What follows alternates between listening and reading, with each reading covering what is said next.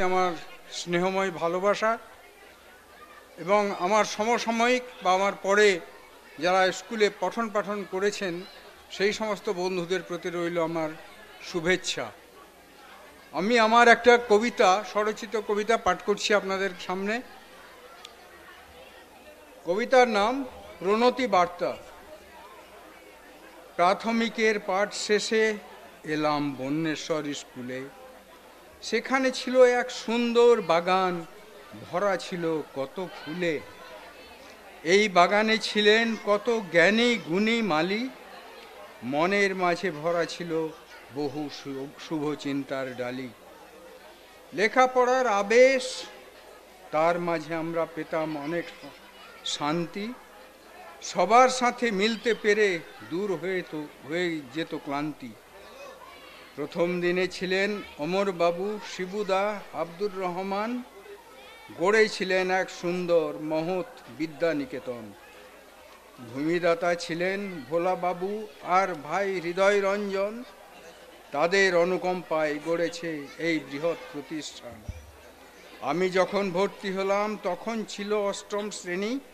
উচ্চ বিদ্যালয় হওয়ার পরে কৃষ্ণবাবু হলেন কিরানি। এলেন কত গুণী শিক্ষক, হারাধনবাবু, মদনবাবু, সিরাজুল ইসলাম, সহদেববাবু, অরুণবাবু, গোলাম রসুল আর ঘোষ বৃন্দাবন। জয়দেব, হরেনবাবু, নীরেনবাবু আর ছিলেন স্যার মধুসূদন। প্রধান হিসাবে ছিলেন দক্ষ শিক্ষক চৌধুরী লালমোহন। এনাদের সাথে কাজ করেছেন সামন্তবাবু, রবীন্দ্রনাথ কর। কিছুদিন পরে যোগ দিয়ে মকিদ সাহেব বাঁধলেন ঘর। খেলার মাঠে ছিল আমাদের চির উন্নত শির। কেউ কোনো দিন বিঁধতে পারেনি আমাদের বুকে তীর।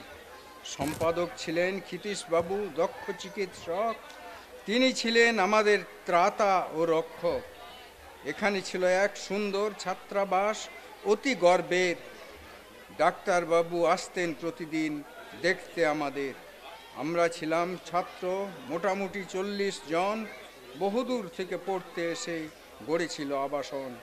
এই শুভ দিনে আসুন তাদের জানাই প্রণতি। শিক্ষা জগতের উজ্জ্বল ভূমি বন্যেশ্বরের বারুক গতি। এখন যারা কর্মরত এই পবিত্র বিদ্যা ভবনে, তাদের প্রতি শ্রদ্ধা জানাই, তারাও থাকবেন স্মরণে।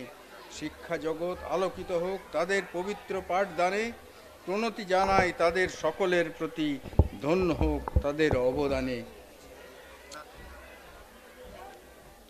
আমি এক অমরবাবুকে নিয়ে একটা ছোট্ট কবিতা। বন্যেশ্বরের ঈশ্বর তুমি, ছিলেন ছাত্রদের ভগবান। নিঃসন্তান হয়েও তুমি সকল ছাত্রকে করেছিলে নিজ সন্তান। মানুষ গড়ার কারিগর এসেছিলে বীরভূম থেকে। আশ্রয় পেয়ে দক্ষিণ গ্রামের ভোলানাথ দত্তর পুণ্য থেকে। তার সাহায্যে গড়েছিলে তীর্থভূমি। নেমেছিল সমাজ গড়ার কাজে। বহু মানুষের সান্নিধ্য পেয়ে সাজিয়েছিলেন মহৎ সাজে। সারা জীবনের গড়তে মানুষ সততার মন্ত্র বলে।